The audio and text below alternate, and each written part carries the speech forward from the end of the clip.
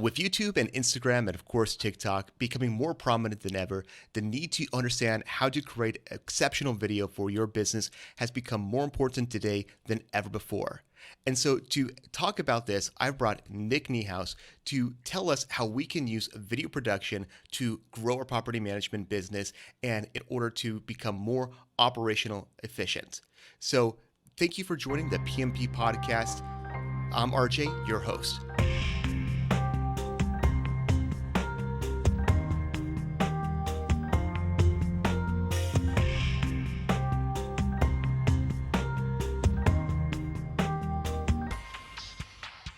Well, thank you, Nick, for joining us. I'm very excited about this. I have a background in video, and so this is something I'm very interested in, very passionate about as well. And so I'm really excited to pick your brain about video and how we can be using video to grow our business. So I want to first ask about your background. Obviously, I don't want to bring on just anybody to talk about. I want to make sure some expertise there. So tell me, Sure. what is your background with video production, and what is it that your expertise in this area? Yeah, absolutely. So, I've been working in video for probably about 7 years at this point. For about the past 3 years, I've been running a business that I started with some co-founders called Business Video School. And so we teach small business owners, mostly in the real estate space, so primarily real estate agents, how to use video in their business. And really, my background with video, I've done a lot. I used to do a live show every week called the Bourbon Friday Show. I've done tons on all the different social channels. What I've really found, and one thing that we really emphasize with our students, is that video now has become a form of communication. So I think a lot of people kind of started out with video as a performance, as a public thing, as something that you don't really know who's going to see it, and that kind of creates all this intimidation and fear. And I know a lot of people that 5 years ago knew they should be using video and still have not made one today, and it's sort of a huge shame because it should not be that complicated. It doesn't need to be that hard. So that's become kind of my passion and my drive when it comes to video in general, is just helping people understand, like, hey, this is just a new way we talk to each other. It doesn't need to be scary. It doesn't need to be intimidating. You just got to start using it, so that's often kind of our message through Business Video School. Absolutely. And I was looking at your website, and one of the things I've really noticed, and you mentioned it just now as well, is the idea of video communication. And I hear a lot of people talking about video content, and I think there's an important distinction between the two. Can you tell me how you see those being distinct? Yeah, absolutely. And I'm glad you picked up on that, because a lot of people, they don't, right? I think a lot of us are still sort of stuck on that content track. And to be clear, video is absolutely a dominant, powerful form of content, So when we talk about content, though, most people, at least everybody I've talked to, if you say that word, they think of something public, right? So content is things like, stuff that's on your website, stuff that gets posted to social media, maybe even ads that you're running. Video, yeah, absolutely, you should be using it there. So keep that in mind. But I do think there's this whole other side of video that can actually have a faster impact. That's kind of the crazy part of this, is that it's much easier. It's a lot lower pressure, but it also has a bigger business impact. And so we focus on, we want people to use video in all aspects of their business. I think that's still the ultimate goal. But a lot of times, like, I'll talk about some neuroscience for just a second. There's a part of your brain. It's called the fusiform gyrus, which is probably the only science term I'll say on the podcast today. But it's this area of your brain that recognizes objects, and it even has a dedicated portion called the fusiform face area, because they ran out of fancy science words. That's focused on faces, and that's all it does. It recognizes other human faces, and otherwise it really doesn't turn on. It just sort of looks for faces all the time, So what's crazy about that is every time we see another person, one of the first things our brain does is kind of recognize their face, and it asks ourselves, hey, do I know this person? Have I seen them before? Am I familiar with them? Is it somebody I have run into at my local church or different groups I'm a part of? And that's all about trust, right? So there's this principle, familiarity principle. The more often we see someone, the more we automatically trust them. And that's the part I really help people try to focus in on with video, is that I have choices. So every time I sit down to send an email, every time I sit down to potentially call somebody, to text them, whatever it might be, that sort of that more one-to-one style or one-to-a-few style communication, that's where we should be using video. And that's kind of one of the last things a lot of people currently think about. So when we say communication, That's the kind of stuff we're talking about. We're talking about short video text messages. We're talking about videos and email. I mean, my favorite video to teach somebody to make first, if they've never done anything with video before, is to send happy birthday video messages. You go to Facebook, you got the tab notifications, all the birthdays, and there's a messenger button next to each one. You click it, you hit the record button, and you send them a 10-second video just wishing them happy birthday. And what I love about that is that people very quickly start to understand the difference in these forms of communication, because you send somebody a happy birthday video, they will remember it 6 months later. Like some of them, if you don't send them one the next year, we've had all kinds of cases of people being like, hey, where's my birthday video? Because they remember that you were the person that sent them that video message a year before. So to me, that's where a lot of people are really kind of lacking. It's where a lot of businesses are kind of overlooking a huge opportunity, because when you make that transition, everything in your business improves. It's a better form of communication. People are going to understand more of the information when they can see you, and that's sort of an established science fact. But you can also show things. You can't show something through a recording or text, right? But you can through a video. So there's all these layers to it. Obviously, we could get into some of those in more detail, but I think that's the part people have to understand, is that people will understand me more. I can empathize at a higher level. I can show more emotional communication. They're going to remember it longer. And so where can I start to transition from current forms of communication to video? And within a couple of weeks of doing just a couple of those things, you immediately start to see the impact. People are remembering you more often. You're getting more return phone calls. People remember more of what you told them. So when you have these conversations through video, it sticks with them longer. They can go back and rewatch it again later. And I think once you see all of that, everything else becomes easier, right? Now it's okay. This is just how I talk to people now, right? So if I'm going to do social media, if I'm going to do this more public post focused video, it's not the one video I'm making that month and there's all this pressure on it. It's just one of dozens, maybe hundreds of videos that I'm making that month. And it just becomes so much less complicated, so much less intimidating. And I think that's a much better way to kind of approach it in my mind. Yeah, that I completely agree with that. And the way I've seen video change is, if you think back again when we first started getting videos, it was primarily used for, again, movies and Yeah. again, eventually TV shows when that became a thing. And so it's, again, talking to a broad people. And as videos become more democratized, what we've actually seen is becoming more individualized.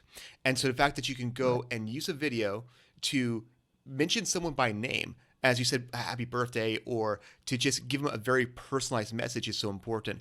And to play on that, I've had some real estate agents I've worked with. They do send birthday cards, but it's a birthday card that shows up in the mail. And Right. look, there's value to that, admittedly. Like, at least it gives me top of mind. But I Sure. get so much stuff on my birthday, and there's so much mail coming in, and it's just another thing in this big pile. And frankly, I just put it in the trash. It doesn't have any value to me. But if they Right. actually did send a video to me where they actually mentioned me by name, and I'm, again, like you pointed out, recognizing these faces, then yeah, that would be a complete game changer. I've never had that happen. So it'd be really, really cool to see someone actually remember my birthday and wish me a happy birthday on a video. That'd be a great experience. But so now that we have this idea that we're having two kinds of video, there's the individualized video communication, and then there's Right. the video content that is broader for a wider audience. Where do we start? How do we start actually making the video content? Well, and it's a great question. I think that number one, you just have to start as simply as possible. I think Hmm. that's there's a lot of answers to this question, and you're going to get a lot of different opinions. And I think that what happens is a lot of the guru types, the influencers, the types of folks that we typically learn about these things from. I mean, they're 5 years in, 10 years in some cases. I've been using these tools for a long time. And part of why we started business video schools, we went out there and we were sort of looking, like at the time we were working just with clients in the studio and we were making their videos for them. And then we figured, hey, we make their first video or two, like they're going to go start making their own videos, right? You'd think they sort of keep using it, especially because a lot of them got such great results from that first video, and they weren't. And so we started to kind of go look into it, right? And so what we found is that a lot of the people that teach on this stuff, they teach strategy, right? They teach this very high level stuff like, hey, go Hmm. make this video and put it in this place. And then we asked kind of the people that were sitting in those audiences, they're like, well, yeah, but how do I make the video? Like that's what I need help with. I need the sort of basic step by step. So I think, whenever you hear that kind of advice, I think if you're listening to this, you got to kind of remember where am I at, right? So where is that person at in their experience with this tool, but where am I? And can I slot into somewhere on their journey that isn't necessarily where they are today, right? So that's kind of the way I started to look at this is, where did they start? What did their first few videos look like? How complicated were they? And what's interesting is if you look at the people with hundreds of thousands of YouTube subscribers and you go back to their very first videos, they were very basic, right? I mean, they don't have much Mm-hmm. editing on them. They're shot with just a phone. They didn't go out and buy lights and a bunch of equipment and a crew or any of that kind of stuff, right? They just started simple and they iterated. But the key is, and this is true for all of them, they were consistent. And at this point, they've made at least hundreds of videos. They just kept doing it. So that in mind, I think you start as simple as you can, right? Birthday video messages, I think, is so simple. This doesn't require any equipment. You don't need any, you do it through your phone. You have to do it through your phone because you're using the Facebook Messenger app to send those messages anyway. And then from there, it's all just, what else can I do that doesn't require any sort of equipment, right? So I like to work through the phone as much as you can. There's plenty of apps for editing. There's plenty of apps even for recording and adding filters and, kind of whatever you want there. Ignore all of it when you first get started. I think it's much better to sort of focus on eye contact with the lens, just the real basic things, proper framing, make sure that your head is in sort of the top half of the image. So you're not, creating this weird effect where you're cutting your head off right at the bottom of your chin. You're just trying to create this experience that I'm sitting in front of you, right? I mean, that's kind of Mm-hmm. what video is supposed to do. So I think if you focus on just those things, one really simple tip on lighting is just turn toward the light. There's usually going to be a window in the room where you're recording. In fact, sometimes I'll even turn off the overhead lights. So I'm just sort of facing a window. I've got nice ambient light sort of illuminating my face. But that's it, right? And I think a lot of people, the problem is they go past that. They start going, well, I want to look really good. I want to make sure I look Mm-hmm. perfect and all that kind of stuff. And then they don't make any videos, And I think you got to ask yourself if the thing you're concerned about doing correctly is preventing you from hitting record or preventing you from sharing something you made, then you've overcomplicated it, right? You should take a step back and do something simpler. So when you know that you have this floor of like, hey, if I can't do anything else, I just got to go on Facebook. There's almost always a birthday and send one person a birthday video. I mean, that means that there's no excuses anymore, right? I mean, you sort of don't have a reason to get out of making something. And once you've done it a few dozen times, and again, these are 10-second videos, this isn't elaborate stuff. So that might be a week. Now you've gotten over a lot of those initial qualms, right? And so I think there are people who are past that. There are people who have a lot of like stage speaking experience, things like that, that can maybe dive in a little bit further down that path. But even they have told me, because we have some of them in our school, I appreciated going back and starting at the beginning. I kind of realized how much I was overlooking, and I like the intimacy of that kind of one-to-one type of video communication, right? So Mm-hmm. almost Yeah. everybody, I think you start there and then you sort of iterate a little bit at a time. So I'm kind of curious then, do you think that when you're starting in that initial process where you're just making your first video, and can you make a bad video? Yeah, a lot of people think they could, right? And they worry that Mm-hmm. they're gonna. I mean, it's a hard question to answer because the truth is, sure, of course you can make a Mm-hmm. bad video. I mean, but what I would say is it's not the bad videos are not what most people think. It's not that you look bad, it's not that your voice sounds funny, it's not that you're framed incorrectly. Like bad video is like I cannot hear what you're saying, right? Like you Mm-hmm. hit record and your mic wasn't plugged in, so I can't hear you, right? Like Yeah. that is to me like you got to get that right, but these are very simple things to get right, And if you mess it up, you just watch it back. Oh crap, my mic wasn't plugged all the way in. Like I've definitely done that before. And then you Mm-hmm. plug it in, you test it, and you re-record, right? So you don't let those things become a reason not to do it. Otherwise, I mean, here's the thing that happens. I mean, for those of you that are kind of concerned about, how people are going to judge you and all that, the number one thing people see when they see someone else put a video in front of them is they think about themselves making that same video. They're not looking at you going, "Oh, your hair's a little out of place." Like I've had some people, "Oh man, my hair was like sticking out a little bit on the side." They're not noticing that. They're going, "Wow, you had the guts to make a video? Like that's impressive." Like, "Wow, I've never done anything like that." So I've seen all these cases where somebody is fretting and worrying and my hair and this and that. And then they put the video out there on social media, again, which is a little more public than I would start with, but they do. And they get like 100 comments and they're all positive. Every single person. Mm-hmm. This is great. Good for you. You're finally doing this. Like I don't have the guts to do this kind of stuff. And it's just all, I mean, imagine like 100 people. Like, when have we ever done anything that 100 people congratulated us for? That's Yeah. like getting married or having a baby, or the only other things you get that kind of engagement on. So I think that's the thing folks have to understand, is a lot of times the things that are bad in your video make you a real person. That's the Mhm. stuff somebody sees and, oh, they said but they still posted it. Like, okay, cool. Like, they're not too obsessed. And we work, quite honestly, it's like we work with a lot of real estate agents, but a lot of business owners. And you know people can have, like, especially with real estate agents, like, there's sometimes this opinion that there are certain agents that are a little stuck up, a little full of themselves. And so when you put something out that's not perfect, you counteract that, right? Hey, look, I'm a Yeah. real person. I'm willing to make some mistakes. I'm willing to be unpolished. That makes you much more relatable. And reality is, I'd much rather see a video where the person seems a little uncomfortable and they and ah just a little bit, but they put it out, than to see something that's over edited and sort of manufactured in a way that makes them sound a little bit more polished, but just feels fake. And obviously authenticity is a big part of this. So that, yeah. So, that being said, yeah, if you're like, if the camera lens is still on the camera, so there's no visual, like, there are ways to mess up a video when you start, but they're pretty significant and you're going to notice them. All the other stuff is completely acceptable. Yeah, authenticity is really the key. I think that people need to be focusing on, Oh yeah. and not authenticity is way more important than quality, at least from my perspective, and I'm sure you'd agree with that. Yeah. Um, Oh yeah. because even when I'm looking at some videos that pop up on Instagram and TikTok, and it's like, okay, these are funny videos, but I can just also tell that they're fake. And so, how much fake stuff there people are surrounded by, when you are able to show this on authenticity, that authenticity rises above all the fake quality content that gets put out there. And that's so I totally agree that the authenticity is the more important part to focus on. Um, I'm curious about your experience here as well. Would you say that the technical aspects of video production, or the, I'll say, performance, the on-screen presentation, again, I don't want to say performance because it's, again, we're trying to focus on authenticity here, but the on-screen Well, right. side, Yeah. yeah, which would you say is the harder part for most people to master? Well, what I will say is, they're very different. They're both challenging, but they're challenging and very, like, it's weird, right? Like, Hmm. I've done marketing for pretty much my whole career. I've worked with all kinds of different small businesses.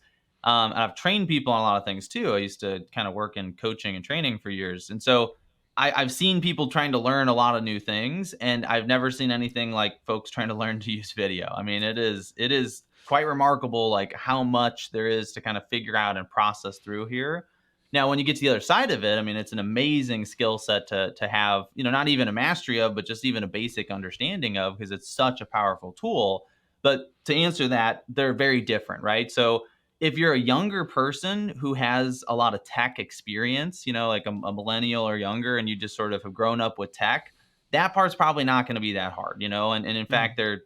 there are apps on your phone that you can do pretty much full scale video editing on now. I mean, you can get like CapCut on your phone, and you can almost make like TV shows or movies with all the different features these things have. It's very accessible now, and if you're sort of tech savvy, it's easy to do.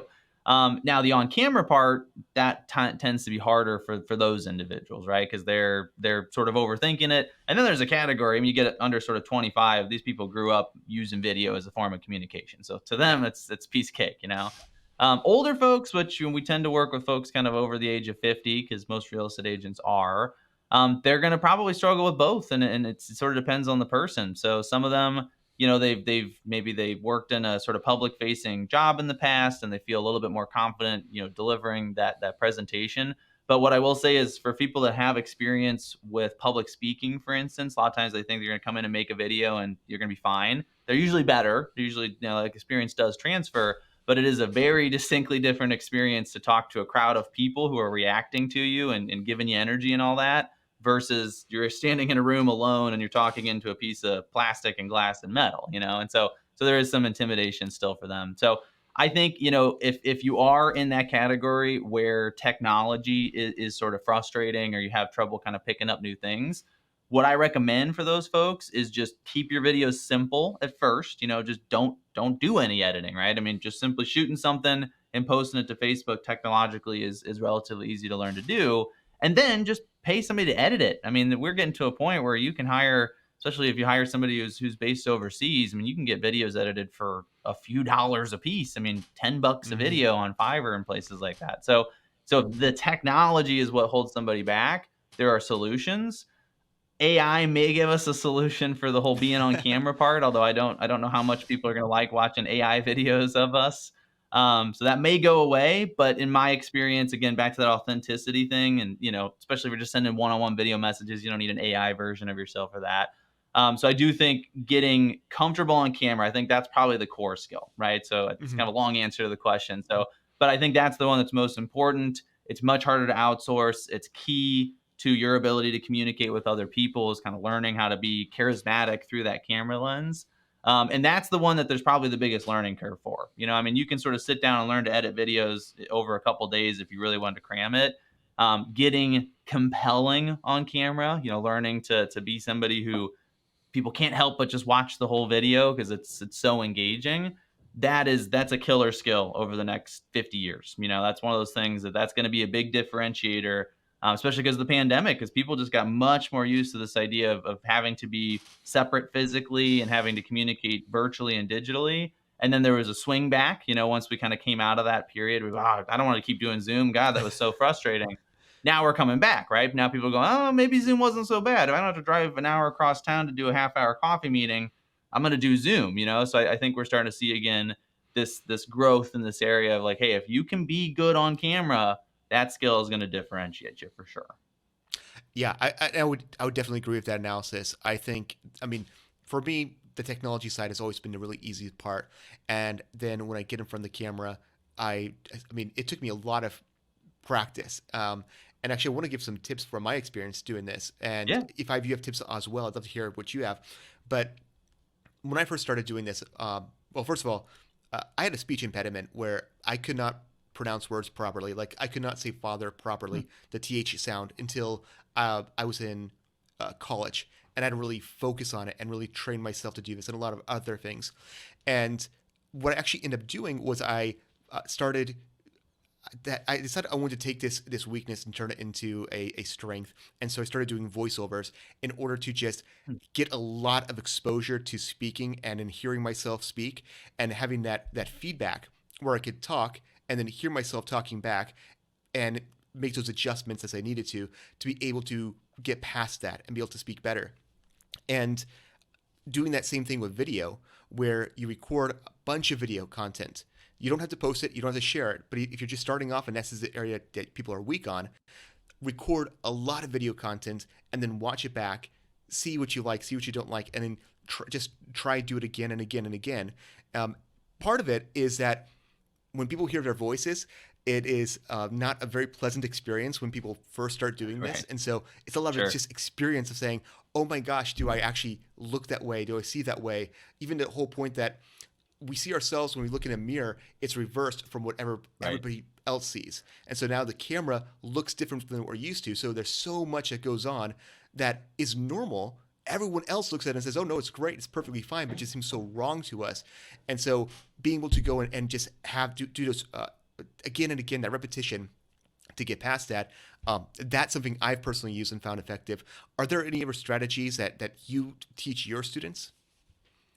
Sure. Yeah. And I think, I mean, I fully agree with that. I think that's a great idea. I do think the part about watching the video back is maybe even more important. I mean, Mm-hmm. obviously the repetitiveness of doing it and learning to just present and all that. But yeah, And that I'm sorry that to sort interrupt, of but like, what uh what other part of that would also be to, if you're planning on editing, also to actually go through and do the edit, even if you're not planning to share anywhere. So that way you understand tricks to be able to edit better. But sorry to interrupt. I just want to Oh add that yeah, in yeah. there. No, yeah, yeah, whole process, right? I mean, Yep. anything you want to practice, you should, right? And I think, that's a big reason I like video messages is because you're gonna share it, you're gonna send it to the person. There's almost no point in making it if you're not gonna use it. Hmm. And that's gonna force you to just go through the whole process as a result, right? So, but yeah, I think watching the stuff back, here, because you're right. I mean, obviously, I love the point about the mirror, and we all see ourselves flipped in reverse, and we're the only person that sees ourselves that way, right? Hmm. There's also the fact that like when you talk, you hear your own voice as much deeper in your head because of the way it Yep. vibrates the bones in your head, and nobody else hears that. So our voices are always higher than we expect them to be. That stuff though is you get used to it. I mean, like I've recorded. I mean, I probably recorded over 1,000 hours of video content at this point in my career.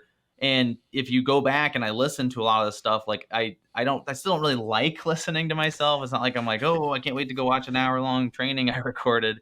Yeah. But it doesn't bother me anymore. Like it doesn't Right. sound weird. It doesn't look weird. Like there's nothing uncanny about it at all.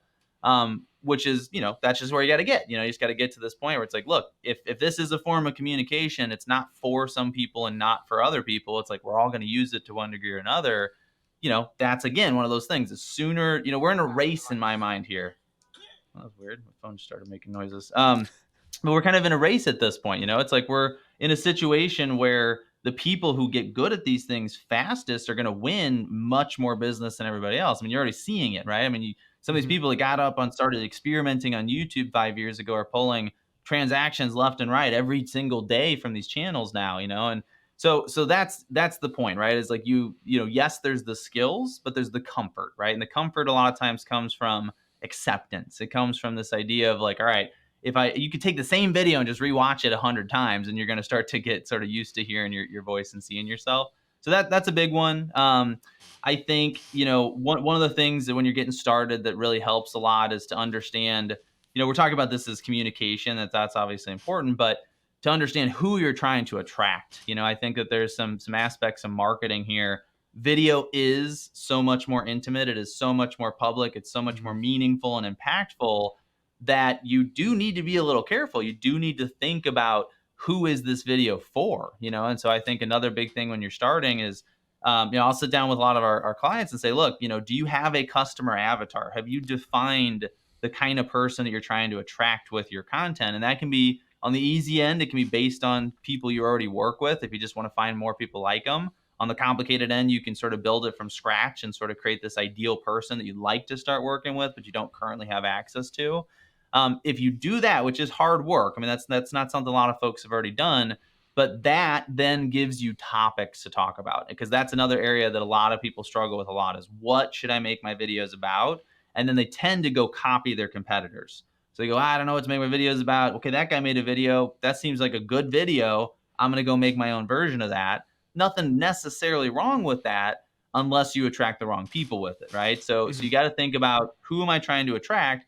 Now, it's going to prevent you from attracting the wrong ones, but the more important part is it helps you attract the right ones, right? So it's going to give you, we call them content pillars. You kind of pick these like 3 up to maybe 5 topics that you just come back to over and over and over again. So for instance, like one of my content pillars is soccer. Like I just love soccer. My family plays soccer. It's an area I build rapport around a lot with people. I'm in St. Louis. Our MLS team is actually starting for the first time here in about a month. So it's like big news. Everybody's really pumped up about it. That's how I tend to, one of the topics I tend to kind of build relationships around, right? So if I'm going to Hmm. make content, I don't know what to talk about, soccer, so just thinking about it that way, like what are a few things I have in common with my customer that I can talk about regularly. That's going to clarify that aspect of it, right? So then you kind of know what to talk about. You got themes you can come back to over and over again. So there's a couple things. Obviously, there's a million sort of tips and tricks on video, Yeah. but I think when you're first getting started, you want to focus on just a couple kind of core concepts. And so if you just practice, get used to seeing yourself, and try to understand, what are those few things I should talk about every time, you're going to be in a much better spot than most people today. Yeah, totally makes sense. I want to switch this around. So we talked a lot about in this use of using video more of trying to attract clients and to attract more business. What about, again, since we're focusing here on property management, trying to Mm-hmm. do more communication with existing, so like the property owners or the tenants. Have you ever Right. had any experience on how video can be used in these areas to again build the relationships with the existing or just um, communicating information just in a normal day-to-day way, not just sending the birthday message, but something about giving them updates about the property or informing them about things? Can we use video in those contexts?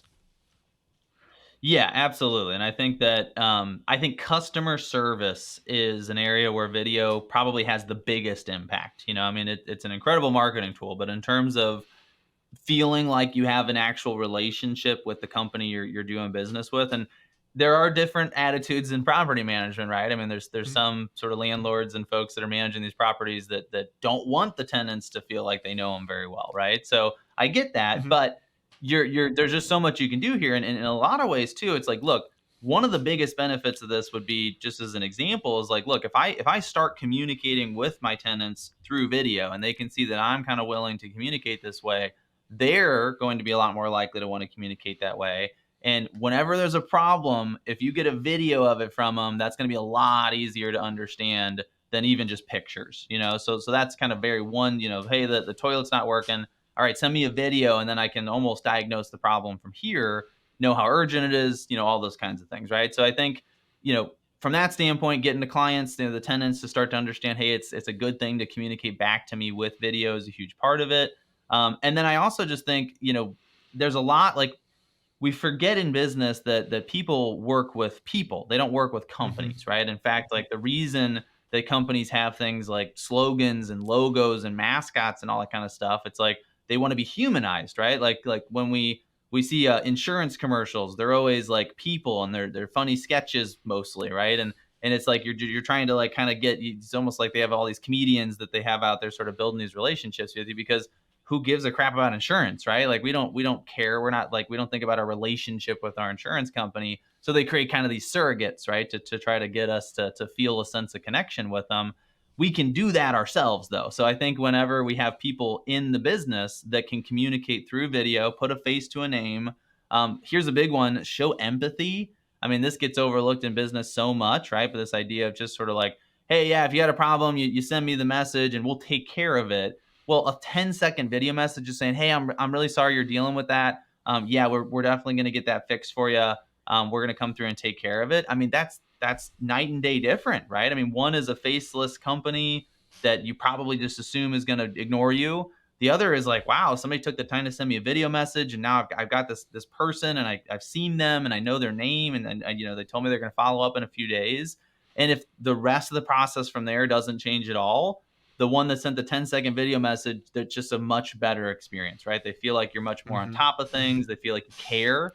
Even if you don't care, I mean, they're going to feel like you care because you took the time to smile on camera for 2 seconds. And I think that's in a lot of ways the big takeaway there. So yeah, if you want to hide behind your business name and just sort of be a faceless entity, there are still plenty of ways you can use it, right? I mean, you can record video that just doesn't have you on camera. So if you can show people, a big one for tenants is like, if you got a bunch of stuff in the unit or on the property somebody needs to know how to use or how to access, you can record videos showing them how to do that stuff.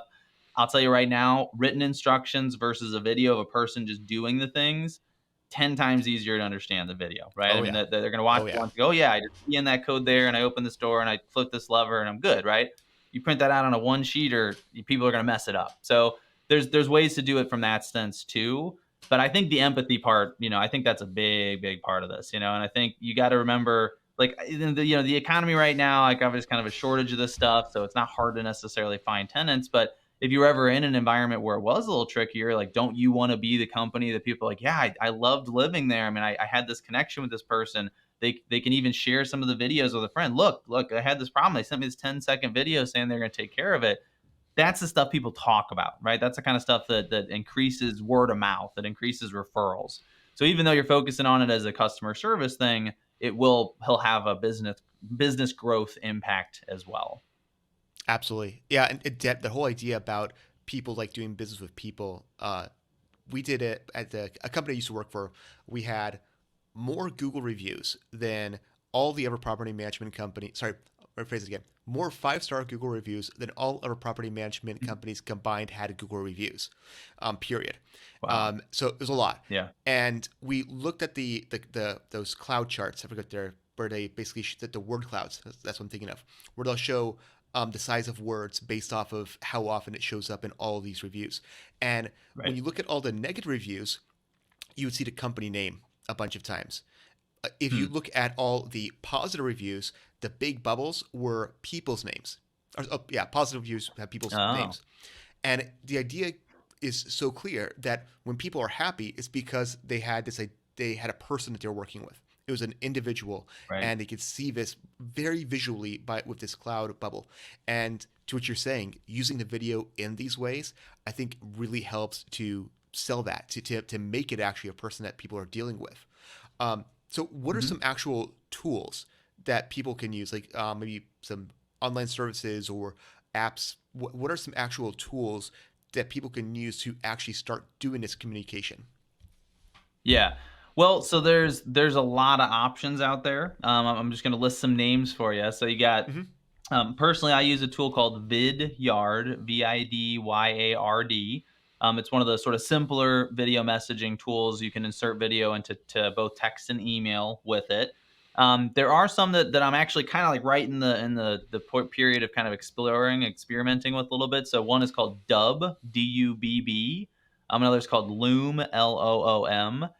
Both of those are, so what's happened in this space is like there, all these tools kind of emerge and they do one very specific, very narrow thing. So like Loom came out and it was mostly a screen recording app, right? Hmm. And then they start to add features. So we're kind of in this period right now where they're sort of eating each other, or they're adding features that copy each other, right? So at a Yeah. point, like they all sort of felt different. Now they're starting to feel like they're all kind of the same thing. So if you look at like Loom and Dub, and they have a little bit different. There's also Bomb Bomb. Bomb Bomb's a really big one in real estate. What I will say about like Bomb Bomb and Vidyard is they are a little simpler. They sort of just do the one thing, which is video messaging. They don't have a lot of other bells and whistles. Dub and Loom do seem to be adding more features faster. So there's four, which is probably more than you need. But if you want to sort of look into those for video messaging, and then other tools that I really like. I mean, there's an app called Big View, Bigvu, which is a teleprompter video recording app you can use to use scripts. So if you need to have something that's pre-recorded with a script, you can do that. And then I've already mentioned CapCut as an app on the phone for editing, but on the computer, I like the platform Kapwing, Kapwing. It's a cloud-based video editor, so you can actually start your projects and access them mid-project from any computer, any device, including your phone. And then you can also share those with somebody who's editing with you. So it's sort of very flexible. A lot of really cool sort of editing features. So definitely a few things to look into. But again, I always look at it, and I will say this at this point: our rule when it comes to equipment or techno, so any kind of tech, right? Equipment, Hmm. software, apps, things like that. The rule we always teach people is you should not buy one, you should not download one, you should not access one until you've encountered the problem that tool solves. So it's a little bit, so we really encourage people with video because there's such a temptation to procrastinate. We really encourage people to have dealt with the problem first, to have gotten frustrated because they couldn't get past it without an additional tool, then to purchase the tool. Otherwise, and I've seen this happen like dozens of times, people will buy a bunch of stuff first thinking, oh, I need all this to do video, and then it sits in their house for years. Like I know several people basically have a full professional video studio in their basement and they don't make videos. So because it just made the mountain bigger, right? It just be, oh well, Yep. now it's not just make a video, I got to learn to use this light, and I got to learn to use that microphone and the software and all that. So that's the one caveat, right? Just be very careful about, like, I'm giving you a list of different things you could look into if you want to. Only look into them when you're sure you need some sort of solution to a problem, right? And if you do it that way, then you're also going to immediately implement it. It's gonna resolve an issue for you, so you're gonna put it to use right away. And it's not going to become a way to procrastinate. So just keep that in mind too. Yeah, I guess the poster child for that kind of equipment is the video gimbal, I'm sure.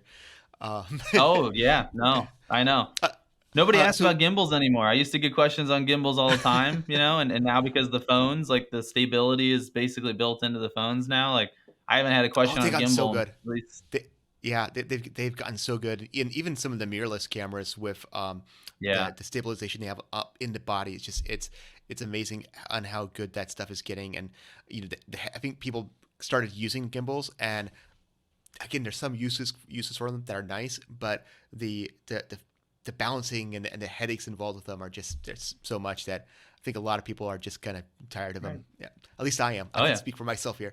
Um, yeah, so I want to talk absolutely. more. in these last couple minutes here about the business video school and Sure. what it is and how it benefits the people the students that are part of that. Yeah, sure. So Business Video School, it's an online school. We sort of specialize in teaching primarily real estate agents how to use video, but we are open to anybody. So what I will say is when I say we specialize in real estate agents, that just means that our examples tend to be about real estate, right? That's Hmm. really about it, right? So if we have a video script or we have an example of something, a lot of times it's going to reference real estate. So if you're at all involved in the real estate industry, it's all going to fit really well, right? Now, what we do and kind of how it works, I mean, I'm honestly surprised how much we offer at this point. It can be both a good and bad thing. So we're still, relatively small business. We're still about 3 years in at this point. But there's just so much to learn when it comes to video. I mean, it's sort of like teaching people a whole new language while also teaching them how to perform on stage at the same time, and then teach them how to run all the equipment in the theater as well. I mean, there's just so many components. So we always tell people, look, I mean, we built our school to allow you to take gradual, consistent steps towards building video habits. That's what it's really all about, right? So we really focus on, hey, let's start you on the absolute very first step. We're not going to skip anything. So like our very first course is literally we teach people a 6-step video creation process. So 6 steps you can go through with just a phone or webcam to create a very, very basic video, right? And so we usually have them make like a 30 to 60-second intro video where they just tell us how they got into the business as a way to get started. And then everything builds on that, right? So we've got 9 Hmm. different courses. A lot of them we teach live.